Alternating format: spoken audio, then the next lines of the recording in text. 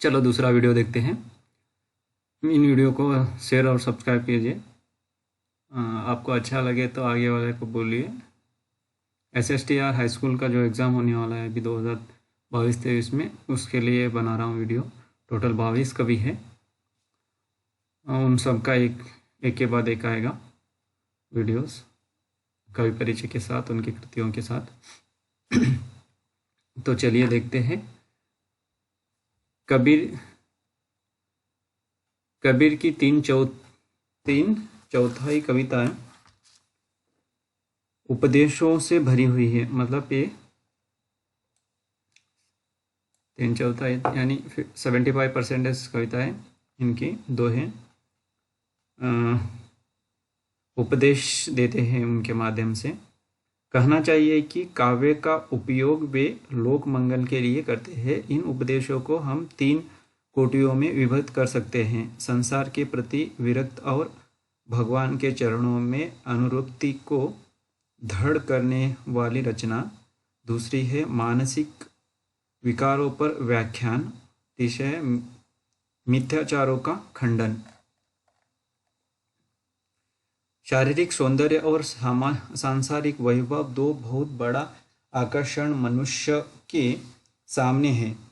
कबीर ने दोनों के प्रति अरुचि उत्पन्न कराने का प्रयत्न किया है। शरीर को कहीं धूलि की पुड़ियाँ, कहीं धुएं का महल, कहीं काठ की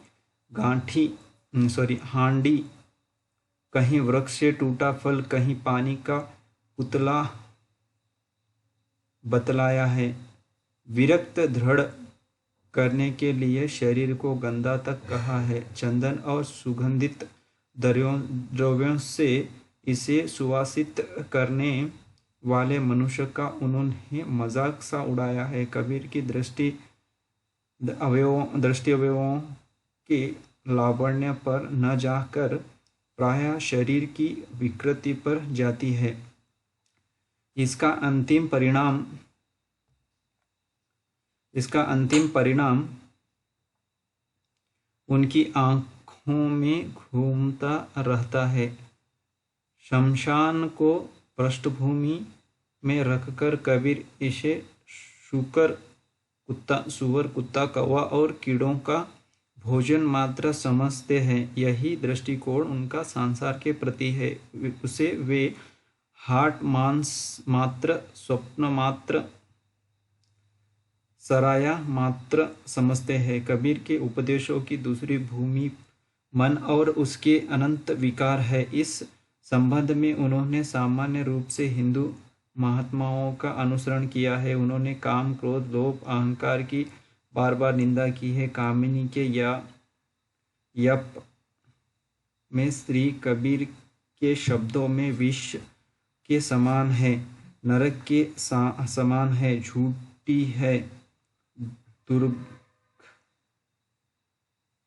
दुर्गंध से भरी है, विरक्त ज्ञान को नष्ट करने वाली है, असत वृत्तियों के विरतिस्कार के साथ सत्य वृत्तियों, भक्ति, संतोष, नम्रता, सत्यांग की प्रशंसा कबीर ने हृदय खोलकर की है। उनमें सद्विवेक पूर्ण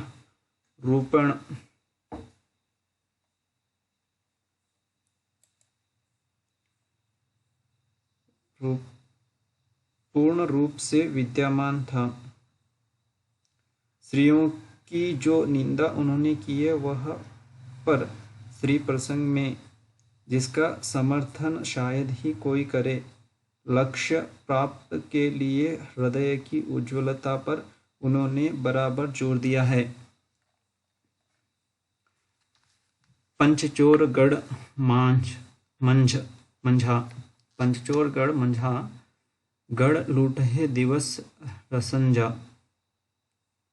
जो गणपति मुहकम होई तो लूटी न सके कोई। जो दर्शन देखो चाहिए तो दर्पण मंजत रहिए। जब दर्पण लागे काई तब दर्शन किया न जाए। उपदेशों का एक रूप वह है जहाँ मिथ्याचारों पर आक्रमण करते समय उनमें उग्रता आ जाती है। उसमें कबीर के स्वभाव का उतना दोष नहीं है जितना उस समय के बिगड़े समाज का। उन्होंने देखा है कि मनुष्य की कथनी और करनी में सामंजस्य नहीं है। वह मंदिर मस्जिद काशी काबे की ओर दौड़ा चला जा रहा है, पर हृदय में संतोष नहीं है। वह हिंसा करता है, ठग है, लोभ परायण है, व्यभिचारी है। हिंदू मुस्लिमों के आचार व्यवहार संस्कार और विचारों पर कबीर को निर्दया से आक्रमण करते बतलाया गया है कि निश्चय ही उन्होंने तीर्थ व्रत मूर्ति पूजा बलिदान जप तप आदि का खंडन किया है, परंतु जब वे देखते थे कि उनमें से प्राण निकल गए हैं, केवल शव रह गया है, तब वे उसे कलेजे से चिपकाए फिरने का उपदेश कहाँ तक देते हैं। शक्ति के उपासकों की उन्होंने जो निंदा की है वह उनके भ्रष्ट आचरण को सामने रखकर। जहाँ आचरण का प्रश्न आ खड़ा हुआ है वहाँ वैष्णवों का निरस्कार करने में भी वे नहीं चूके हैं।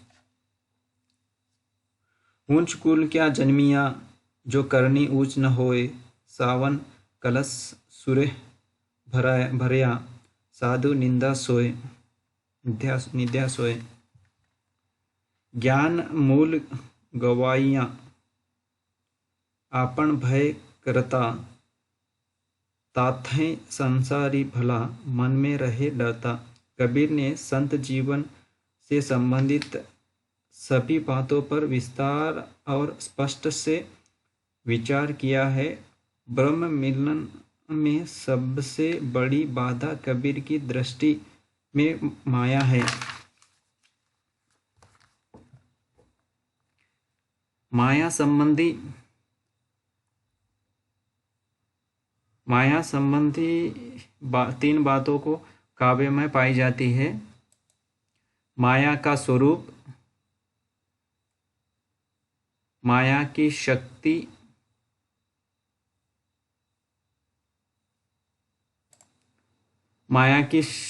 और माया के प्रति कबीर के हृदय की विरक्ता। माया का प्रतिनिधि कहीं मन माना है, कहीं वैभव, कहीं सांसारिक संबंधियों को, कहीं कर्मेंद्रियों को, कहीं कंचन कामनी की और कहीं संपूर्ण प्रसार को। इस माया के प्रभाव से कोई ही नहीं बचा, न योगी न यति न मुनि न पीर पैगंबर न सनक सनंदन शिव विरंचित नारद। प्रियतम से पृथक करने वाली इस माया को कबीर ने निकृष्टतम नामों से पुकारा है। उसे कहीं पापिनी, कहीं डायन, कहीं ठगिनी और कहीं वेश्या कहा है। माया के इस जाल को देखिए। माया को क्या क्या बताया है कबीर जी।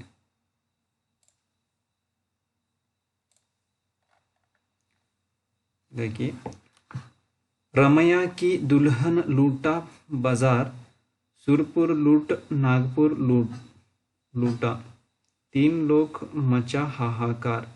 ब्रह्मा लूटे, महादेव लूटे, नारद मुनि के परी पिछार।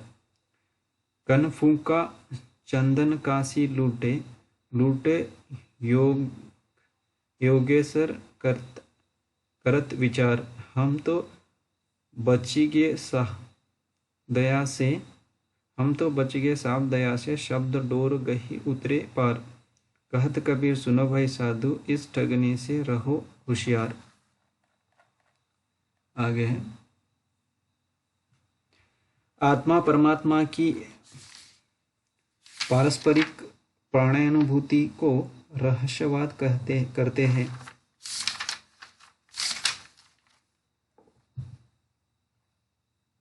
करते हैं।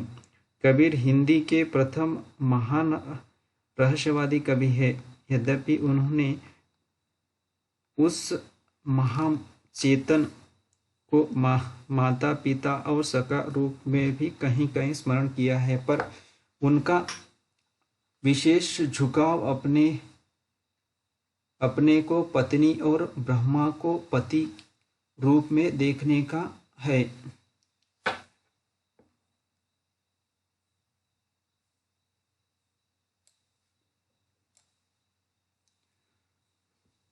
देखिए, ब्रह्मा के प्रति कबीर के हृदय में प्रेम वैराग्य के मार्ग से आया है। वैराग्य मार्ग से आया है। कबीर संसार को दुख रूप क्षणभंगुर माया का प्रसार समझते हैं। उनका रहस्यवाद अधिकांश में हठयोग पर आधारित है, अतः उनकी रचनाओं के बहुत से पारिभाषिक शब्द, प्रतीकों और साधन स्तरों को समझाने के लिए इस विषय की थोड़ी जानकारी हो जानी चाहिए। योग की क्रियाओं द्वारा अंत में आत्मा का परमात्मा से संयोग हो जाता है। इसी से इस विद्या का नाम योग है। योग कोई कल्पना अथवा भावन की वस्तु नहीं, वह एक क्रियात्मक साधना है। योग दो प्रकार का होता है, हठयोग और राजयोग। हठयोग के द्वारा हठयोग और राजयोग।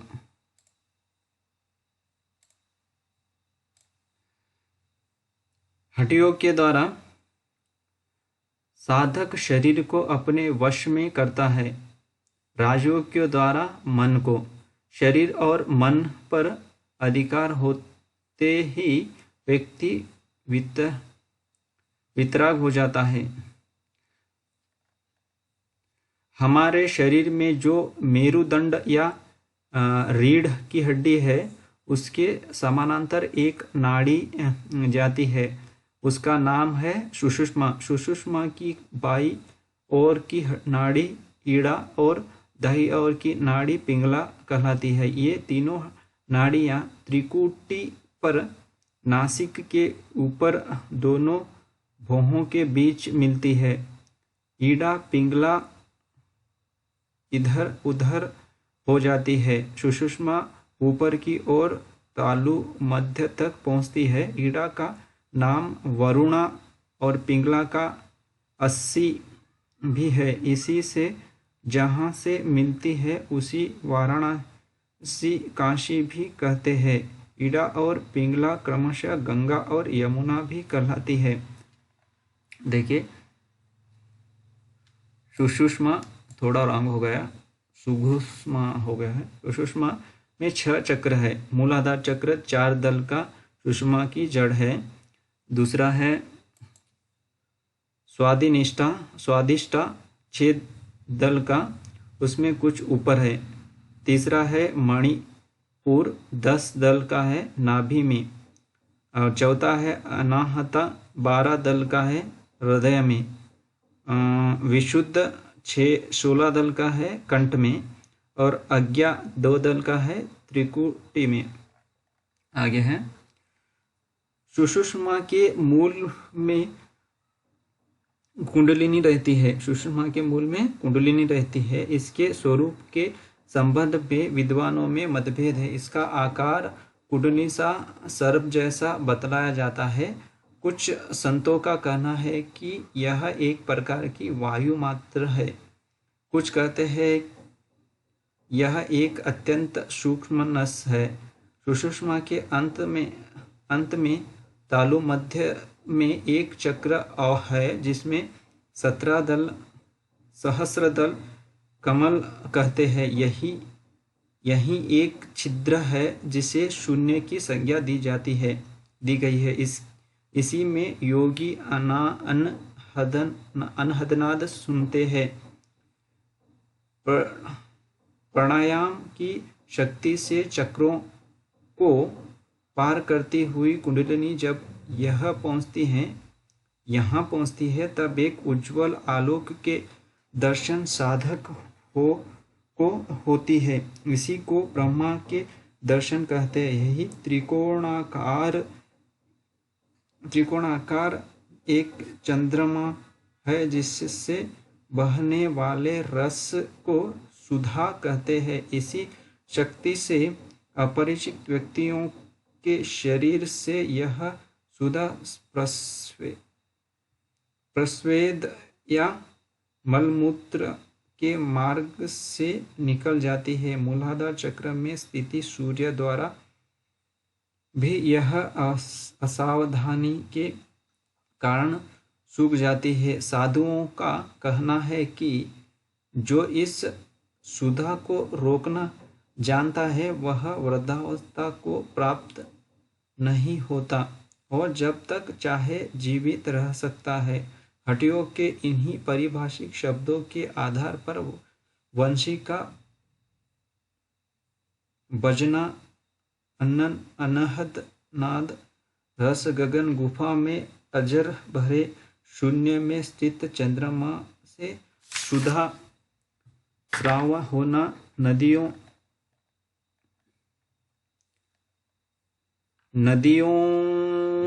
ईड़ा पिंगला का बहना, काशी त्रिकुट, सूर्य चंद्रमा का उगना आदि समझ में आ सकते हैं।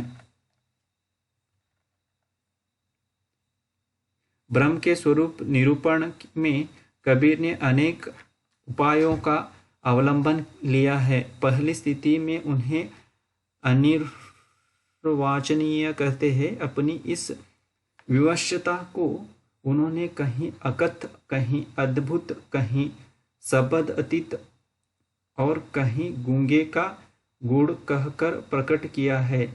दूसरी स्थिति में नकारात्मक शैली का प्रयोग किया है।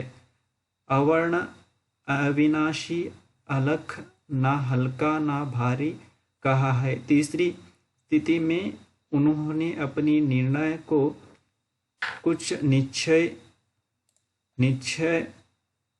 रूप देने का प्रयास किया है। इसी प्रयास का फल है पानी हूँ तो पतला, धुआं हूँ तो क्षीण, पवन वेग उतावला आदि। पर जैसे कि हठयोगी को अनुभव होता है, उस परम तत्व को उन्होंने अपरिमित प्रकाश पुंज कहा है।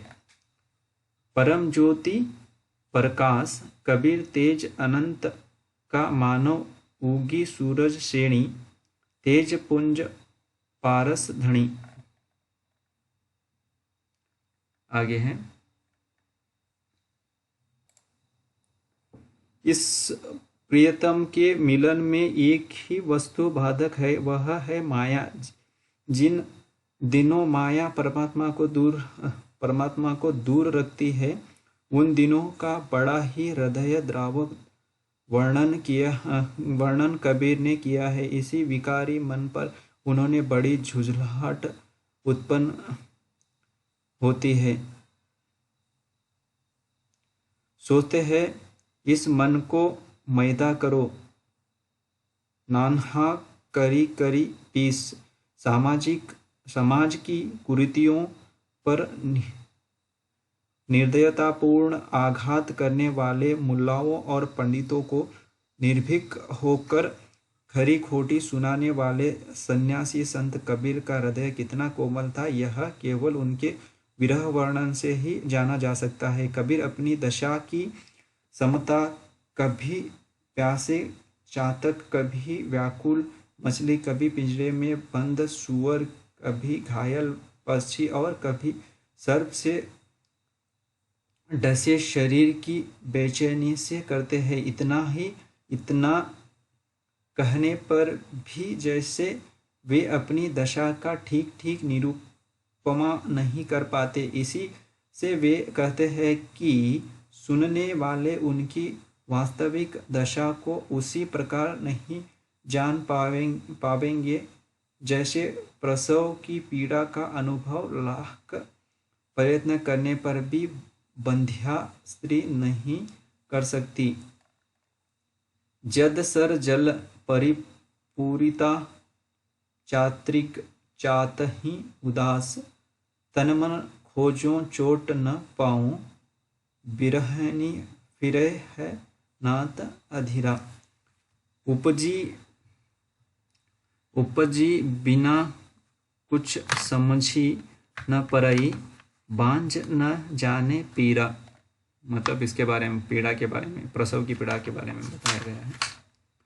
आगे है, इस विरह के उपरांत साधना की समाप्ति पर कबीर का अपने प्रियतम से मिलन होता है और उस मिलन से जो तृप्ति होती है उसे अत्यंत विषाद वर्णन कबीर की रचनाओं में पाया जाता है। मिलन के लिए उन्होंने विवाह का प्रतीक पूरे रूपक के साथ स्वीकार किया है।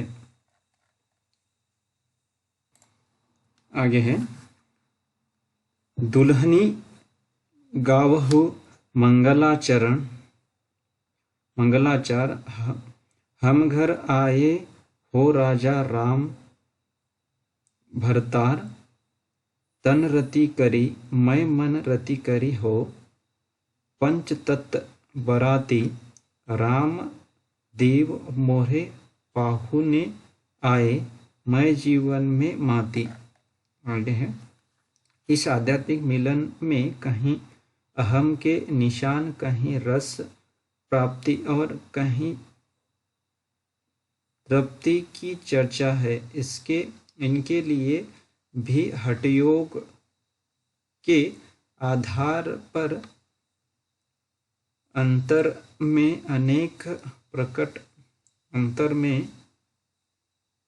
उनके प्रकट होने, शून्य में आत्मा के स्नान कराने या मानस सरोवर में हंस के कीड़ा करने के उल्लेख है। प्रारंभ में थोड़ा संकोच अवश्य होता है, परंतु अद्वैतवाद की अंतिम स्थिति में पहुंचकर साध्य से एकाकार होने की यह घोषणा भी है। हम सब माही, सकल हम माही, हम थे और दूसरा नाही, तीन लोक में हमारा पसारा, अवागमन सब खेल हमारा, खट दर्शन कहियत हम खेला भेला भेखा, हम ही अतीत रूप नहीं रेखा, हम ही आप कबीर कहावा, हम ही अपना आप लखावा। आगे है, प्रेम की तीव्रता और कोमलता के कुछ वर्णन तो बड़े ही हृदयग्राही बन पड़े हैं, जैसे विरह कमंडल कर लिए वैरागी दो नयन, विरह कमंडल कर लिए वैरागी दो नयन, मांगे दरस मधुकरी, छके रहे दिन रैन, नैना अंतर आव तू, जो हो नयन झपेऊ। आगे है, न हो देखो और को, ना तो ही देखन देव, सपने में साई मिले सोते लिए जगाए, आंखें न खोले डरपता, मत सपना है जाए, जा कारणी मैं ढूंढता, मनमुख मिलिया आई, धन मिले पीऊ उजला, लागी न सको पाए। आगे है, कबीर के काव्य में प्रतीकों का विशेष स्थान है। ये प्रतीक 4 श्रेणियों में विभक्त किए जा सकते हैं। प्रकृति संबंधित प्रतीक क्या है देखिए, गगन, समुद्र, सरोवर, कुआं, उद्यान, वन, मृणाल, नलिनी, केला आदि। जलचर, मछली आदि। स्थलचर, ऊंट, हाथी, भैंस, बैल, गाय, गधा, कुत्ता, हिरन, बिल्ली, खरगोश, चूहा, सर्प आदि। नभश्चर, हंस, चकवा, मधुकर, कौवा आदि। व्यवसाय संबंधी संगीतज्ञ और उसकी तंत्री, रासायनिक रंगरेज और उसकी चूनर बढ़ई और उसका चरखा, धोबी, कुम्हार, कलाल, बनजारा आदि। विवाह संबंधी विविध हाट, सवारी, हार इत्यादि।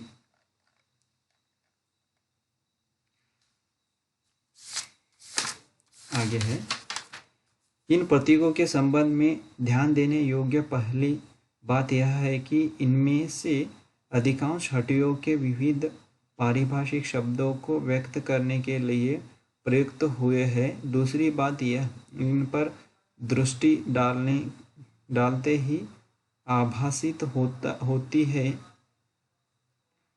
वह यह कि ये सामान्य जीवन से चुने गए हैं। अपनी स्थिति और वातावरण के अनुसार कबीर ने उन्हें ग्रहण किया है।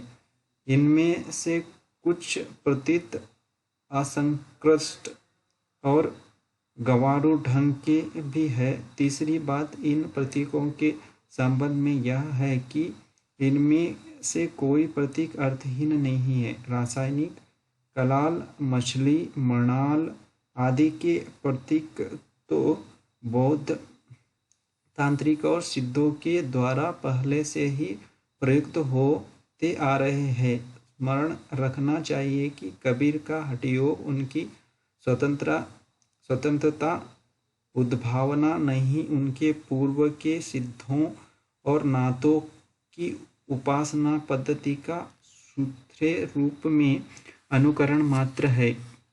अतः ऐसे प्रतीकों में रूढ़ हो जाने से एक प्रकार की भावधारा बद्ध है।